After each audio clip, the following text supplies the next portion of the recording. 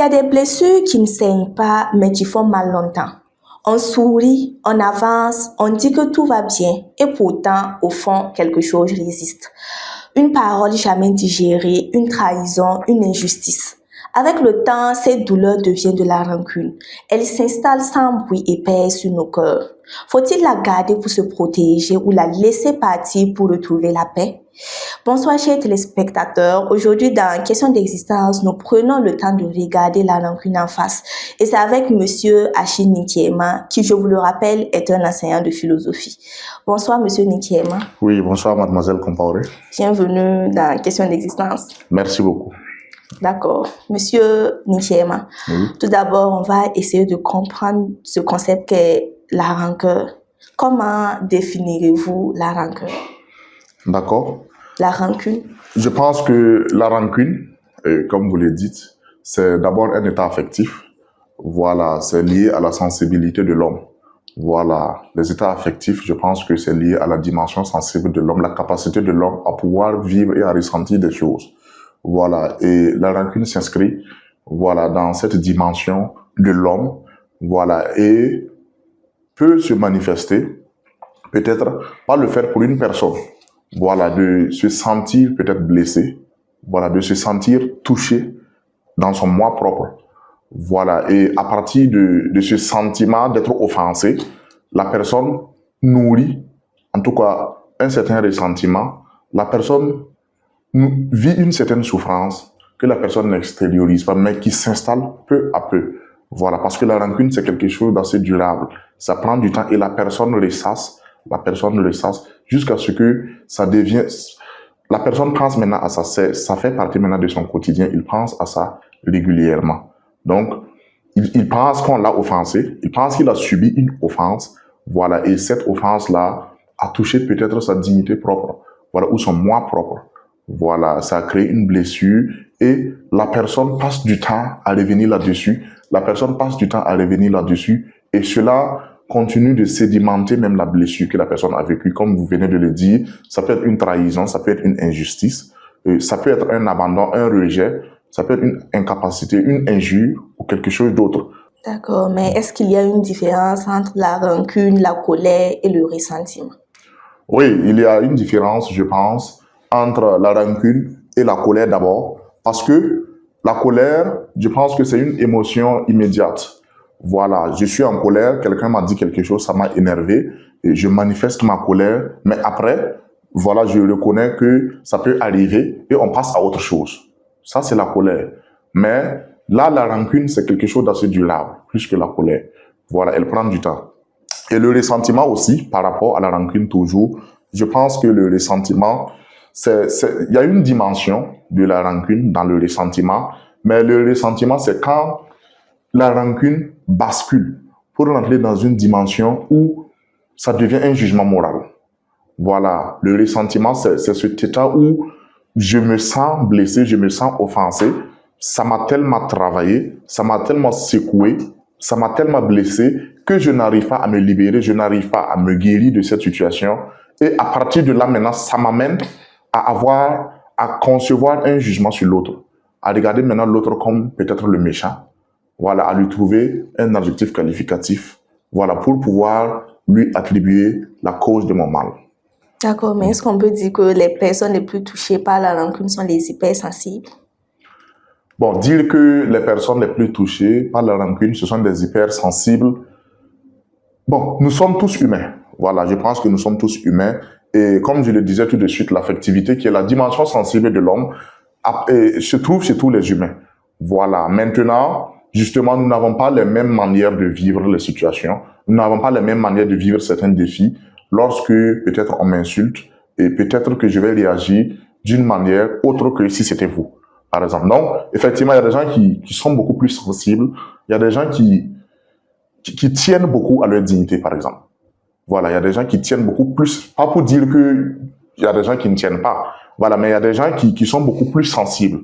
Voilà, il y a des gens qui sont beaucoup plus sensibles d'un point de vue affectif. Et ces personnes-là, la moindre blessure peut les amener à se renfermer, à se retourner sur eux-mêmes et à passer du temps à garder rancune au lieu de pouvoir se libérer.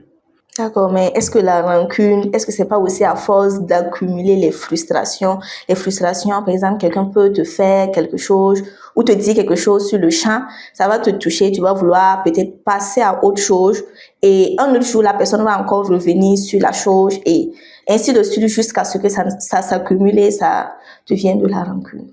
Oui, l'accumulation de certaines frustrations, effectivement, peut nous amener à garder rancune contre une personne. Voilà, parce qu'à un moment donné, on se demande, mais qu'est-ce que je t'ai fait? Voilà, qu'est-ce que je t'ai fait pour que tu me traites de ceci ou de cela? Qu'est-ce que je t'ai fait pour que, lorsque tu me rencontres, tu as une telle réaction avec moi? Est-ce parce que je suis ceci ou cela? Donc, on peut accumuler des frustrations et cette accumulation, effectivement, peut amener la personne à développer maintenant une certaine rancune envers la personne. Mais tout dépend. Je pense qu'un seul mot aussi, un seul contact avec une personne peut amener quelqu'un à être rancunier. Parce que tout dépend de ce qui est sorti. Tout dépend de ce que la personne pense avoir subi comme offense. Voilà, parce que nous n'avons pas la même façon de vivre les offenses. Est-ce que la rancune a une fonction utile ou bien elle est toujours négative? Bon, dire que la rancune a une fonction utile ou elle est toujours négative, il s'agit de trancher. Bon, je pense que ici, on va pas vraiment trancher parce que, comme on l'a dit, la rancune, ça relève de l'état affectif. Voilà. Et à partir du moment où nous sommes des humains, c'est compréhensible. Voilà. Je ne vais pas dire que c'est utile, mais c'est plutôt compréhensible que quelqu'un soit rancunier parce que il est humain. Voilà. À partir du moment où il est humain, où il a une dignité, à partir de cet instant-là, et si la personne garde rancune, c'est parce que quand même la personne juge aussi qu'il a vécu une situation qui peut-être remet en cause même sa propre dignité.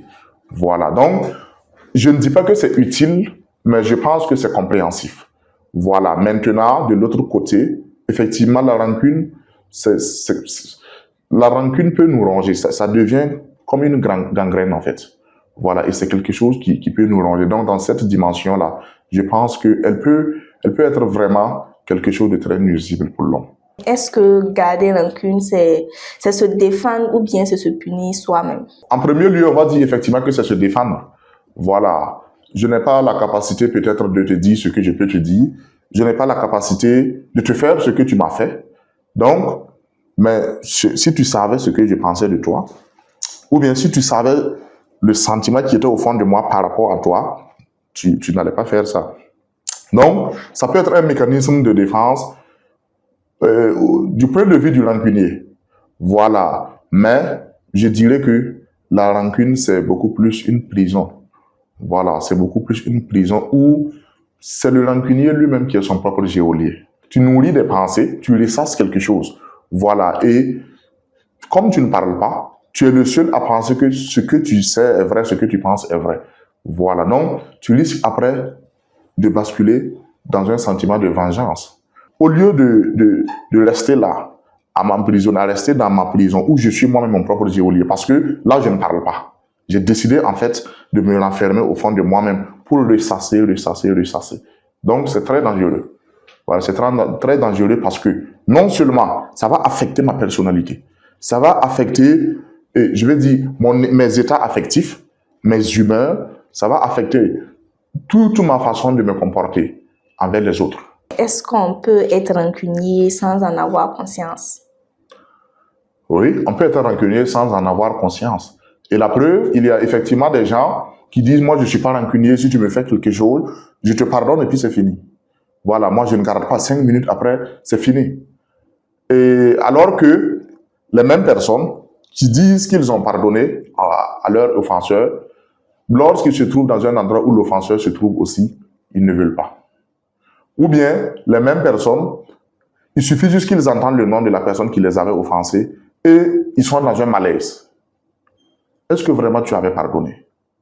C'est vrai que quand quelqu'un m'offense, prochainement, je vais travailler de sorte à ce que ma relation avec la personne puisse vraiment être une relation où on pourra éviter le conflit et l'offense. Mais si le simple fait de prononcer le nom de la personne me met dans un certain malaise, si la simple présence de la personne me met dans une certaine insécurité affective, même si la personne ne m'a plus fait du mal, même si la personne vraiment a reconnu son tort et a décidé qu'on puisse avancer ensemble. Je comprends qu'il peut y avoir un mécanisme de défense maintenant pour éviter prochainement, mais si c'est répétitif, je doute fort que la personne ait pardonné. Voilà, et l'inconscient, voilà, même si beaucoup n'y croient pas, l'inconscient psychique, à travers Freud, nous montre aussi que il y a des choses que nous vivons depuis notre tendre enfance et que ces choses-là, nous pensons que c'est fini. Pourtant, c'est pas fini. Nous les avons juste refoulées dans notre inconscient. L'inconscient, c'est une zone peut-être sombre, voilà, que nous-mêmes, en tant qu'humains, nous n'avons pas la pleine maîtrise. Voilà, c'est cette partie de notre psychisme-là. Il y a des éléments, des choses que nous avons vécues, des blessures. Il y a des désirs que nous avons eus. Il y a des pulsions que nous traversons. Il y a des situations que nous avons traversées.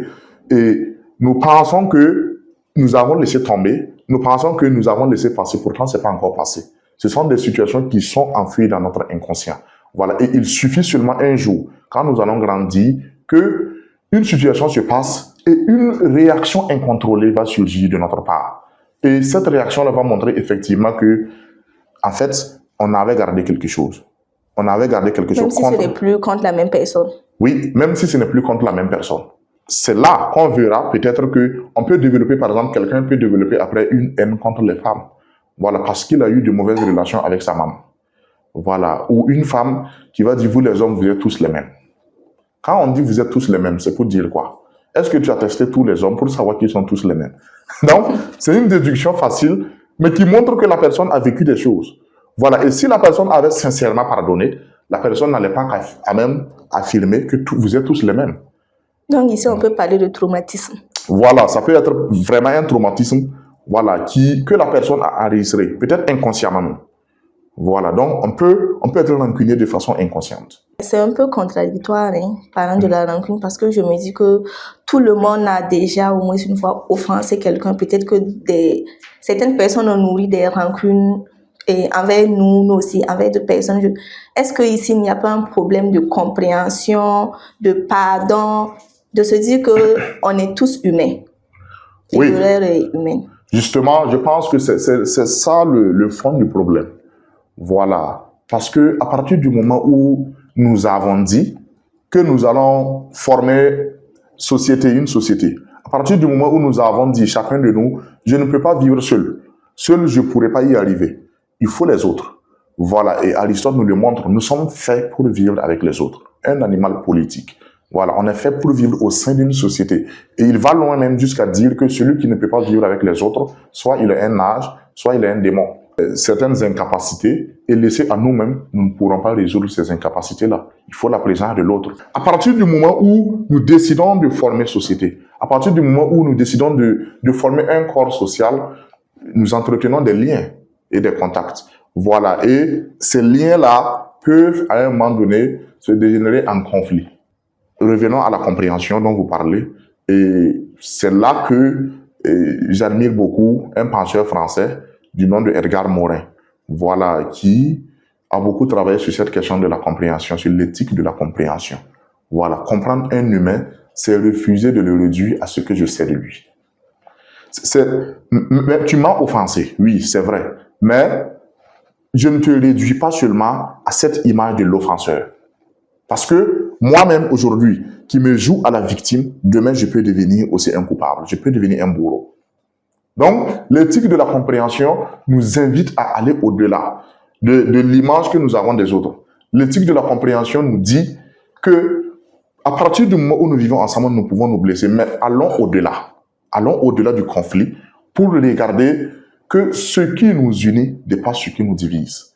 Voilà. Et là, effectivement, au niveau de la société, chacun de nous a des différences. Voilà. Donc, ne regarde pas la différence de l'autre comme une opposition, comme le fait qu'il soit ton ennemi. Regarde sa différence comme une complémentarité. Mais est-ce que pardonner, c'est pas dans le cas aussi où la personne revient s'excuser? Si la personne pense qu'elle a raison et continue, la personne peut-être aussi va se jouer à la victime. Est-ce que dans ce cas-là, tu peux pardonner? Oui, je pense qu'ici aussi, il y a la nature de l'offense. Voilà, il y a de ces offenses-là, vraiment, c'est assez grave. Voilà, c'est assez grave et même moi qui parle devant vous, c'est pas évident que certaines offenses, je pourrais facilement dire je te pardonne. Voilà, sur le champ. Voilà, parce que Nous sommes des hommes. Voilà, et il y a des situations limites. L'homme a des limites quand tu franchis. C'est comme je le disais tout de suite par rapport à la dignité. Voilà, nous sommes nés avec une certaine dignité. La dignité, c'est ce qui fait de nous des humains et non des animaux. C'est ce qui nous distingue des autres êtres de la nature. Donc, quand la dignité d'un humain est vraiment bafouée, quand la dignité d'un humain est vraiment piétinée, je pense qu'à un certain degré, c'est vraiment très compliqué pour lui encore de dire « je te pardonne ». Et surtout, quand il y a la cicatrice. Voilà, parce que certaines offenses laissent des cicatrices sur nous. Voilà, et récemment, j'ai lu un article du professeur Mamadé Savadro qui justement travaille sur la cicatrice. Voilà, l'article qui traite de la cicatrice. Et il montre que, bon, il y a plusieurs types de cicatrices. Voilà, et quand nous prenons par exemple la cicatrice comme marque sur le corps de l'esclave, il lui parle au temps de l'esclavage, où il montre comment les maîtres, ils chauffaient du fer pour mettre un signe sur leurs esclaves pour dire, lui là c'est mon esclave. Quand la cicatrice rappelle une douleur, surtout, quand la douleur laisse une cicatrice sur nous, c'est très difficile de pardonner. Mais nous sommes des humains. Et je pense que le pardon est un choix. Pardonner, c'est pas oublier. Pardonner, c'est décider d'avancer malgré la cicatrice. Je vois la cicatrice même devient comme une force pour moi. Voilà, elle me rappelle une douleur, mais elle me rappelle aussi une espérance que je vis toujours. Voilà, et que elle est là, mais mon corps aussi est toujours là. Voilà, donc je pense que c'est cette dimension du pardon-là. C'est pas pardonner pour dire que je ne me rappelle plus, non. Nous nous rappelons des choses que les gens nous ont faites. On a subi des offenses, on se rappelle. Il ne faut pas me dire d'oublier aussi facilement. Mais quand même, je décide d'avancer. Voilà, je décide de ne pas rester au niveau de l'offense. Parce que ma vie ne se limite pas à là. Parce que j'ai des forces. Voilà, j'ai des ressorts internes sur lesquels je peux m'appuyer. Et même des ressorts externes aussi, parce que nous vivons au milieu des gens. Et il y a des gens, souvent des tuteurs de résilience, comme Boris Cyrulnik le dit. Des gens, souvent, sur lesquels nous pouvons nous appuyer pour avancer. Est-ce que vous pouvez revenir sur les conséquences de la rancune, sur notre santé mentale, notre liberté intérieure et notre rapport au temps? D'accord. Donc, effectivement, si on revient sur la question des conséquences, par rapport à la rancune, je dirais que pour l'individu rancunier, la personne devient une personne instable, voilà, d'un point de vue affectif.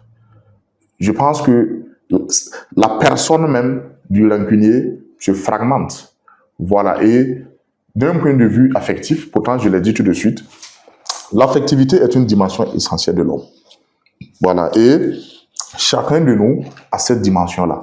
Donc, si nous devenons rancuniers, à partir de ce moment, nous-mêmes, au fond de nous, nous devenons instables d'un point de vue émotionnel. Voilà, pour ce qui ne vaut pas le coup, on va avoir des réactions incontrôlées, des choses peut-être que nous allons faire après qu'on peut regretter même. Voilà. Donc, déjà pour le rancunier même, c'est très très nuisible pour lui. Il y a aussi la dimension, le rapport à l'autre.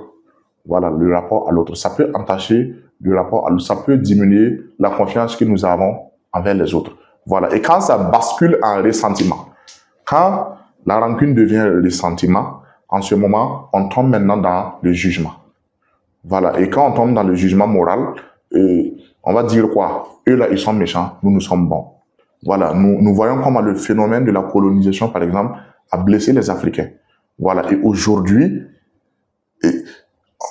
je peux dire qu'il y a un certain ressentiment, voilà, de la colonisation au niveau des Africains. Voilà. Et ce ressentiment, souvent, nous pousse à dire le blanc est ceci, il est cela, les Européens, ceci, cela. Donc, et souvent, on les met tous dans le même lot. Voilà, parce que ils nous ont blessés. Voilà, et nous avons peut-être gardé rancune. Je ne dis pas que c'est pas normal. Voilà, c'est comme je le disais tout de suite. On a été blessés et c'est compréhensif qu'on soit rancunier. C'est qu'on comprend. Voilà, parce que nous n'avons pas demandé à être colonisés. Voilà, donc on comprend cette rancune-là. Mais il ne faut pas que cette rancune-là aussi devienne un blocage ou un obstacle à la coopération sociale ou à la coopération entre pays. Voilà, donc qu'on travaille pour que, sinon si on bascule dans le ressentiment, on va tomber maintenant dans une logique d'accusation, de chercher des boucs émissaires. Donc on va aller maintenant du côté des penseurs. Il y a Spinoza qui disait que la rancune est une passion qui enchaîne l'âme. Sommes-nous prisonniers de ce que nous n'avons pas pardonné? Oui, je pense que cette approche de Spinoza aussi peut se justifier. Voilà, parce que Spinoza classe par exemple la rancune dans ce qu'il appelle les passions tristes. Voilà, parce que c'est des choses qui jouent sur la personnalité de l'individu. Quand on parle de l'âme ici, l'âme c'est au sens métaphysique le lieu où la personnalité de l'individu se dessine, le lieu où la personnalité de l'individu même est façonnée.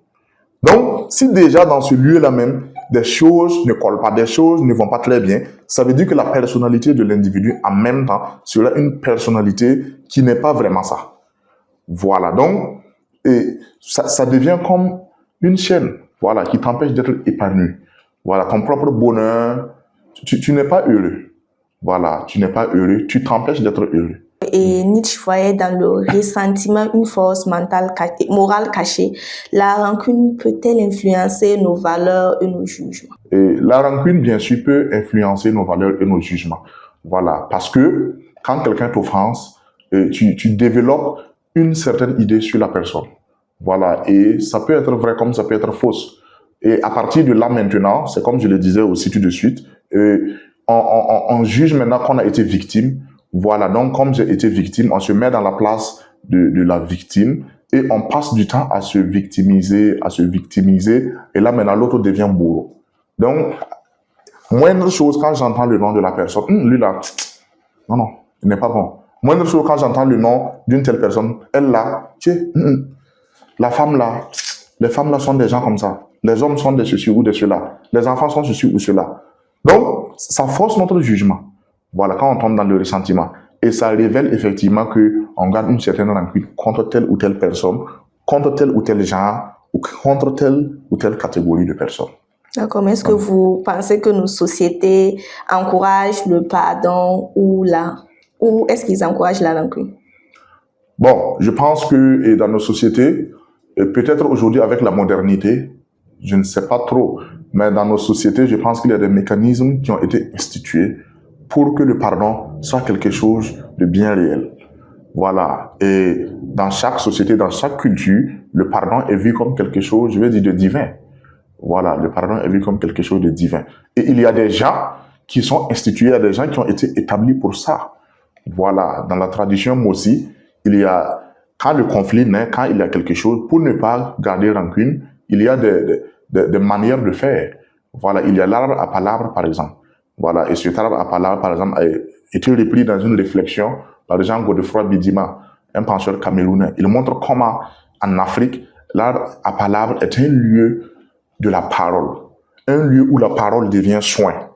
Un lieu où la parole permet d'extérioriser la rancune pour maintenant aller à une dimension de pardon et à partir du pardon maintenant envisager un vivre ensemble.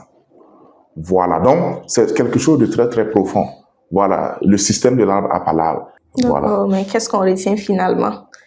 Comment trouver le juste milieu en ce qui concerne la rancune? Ok, en ce qui concerne la rancune, je dirais que bon, nous sommes actuellement dans une logique de souveraineté. Donc, je parlerai aussi de la souveraineté morale de l'individu. Chacun de nous, nous avons une capacité de nous autodéterminer. Nous avons une capacité de décider de ce que nous voulons être. Il y a ce qu'on a fait de nous. Il y a ce que les autres ont dit de nous. Il y a ce qu'ils ont fait de moi. Mais qu'est-ce que moi-même je fais de ce qu'ils ont fait de moi? Voilà. Donc, je pense que c'est à cette condition d'accepter que moi-même, je suis artisan de mon propre bonheur. Que moi-même, j'accepte que ma joie ne dépend pas de ce que les gens disent. Que ma vie heureuse n'est pas liée à ceci ou à cela, mais à ma propre décision. Donc, je fais le choix chaque matin. Je fais le choix chaque soir. Même si j'ai été frustré, de pouvoir pardonner. Voilà. Et d'apprendre aussi à s'exprimer. D'apprendre à parler. Parce que, effectivement, nous sommes souvent dans des cultures ou dans des sociétés où tu m'as fait ça, non. Non, il n'y a rien, ça va. Pourtant, ça ne va pas. Donc, la parole est soin. La parole libère. La parole permet d'évacuer la rancune. Voilà. Et en tant qu'humains, nous devons aller à cette dimension nous avons une souveraineté morale. Et c'est cette capacité de nous autodéterminer, cette capacité de décider d'être heureux, malgré ce qu'on a fait de nous ou malgré ce qu'on a dit de nous. D'accord. Voilà. Merci, M. Nkiema, pour tous ces éclaircissements. C'est à vous le merci, voilà, de nous associer encore une fois de plus à cette émission. D'accord. Et au terme de cet échange, une chose se dégage. La rancune naît souvent d'une blessure réelle, mais lorsqu'elle s'installe, elle peut finir par nous enfermer plus qu'elle ne nous protège. Elle nous rappelle ce qui a fait mal, mais elle nous pose surtout une question essentielle. Que faisons-nous de cette douleur? Trouver le juste milieu, ce n'est ni oublier à tout prix, ni s'enfermer dans le ressentiment, mais choisir de ne pas laisser le passé gouverner notre présent. Et comme le disait Spinoza, ne pas se moquer, ne pas se lamenter, ne pas détester, mais comprendre. C'est sur cette invitation à la compréhension que se referme le dernier numéro de l'année 2025 de Questions d'existence. Merci pour votre fidélité et excellente année 2026 pleine de clarté, de liberté et surtout de paix intérieure.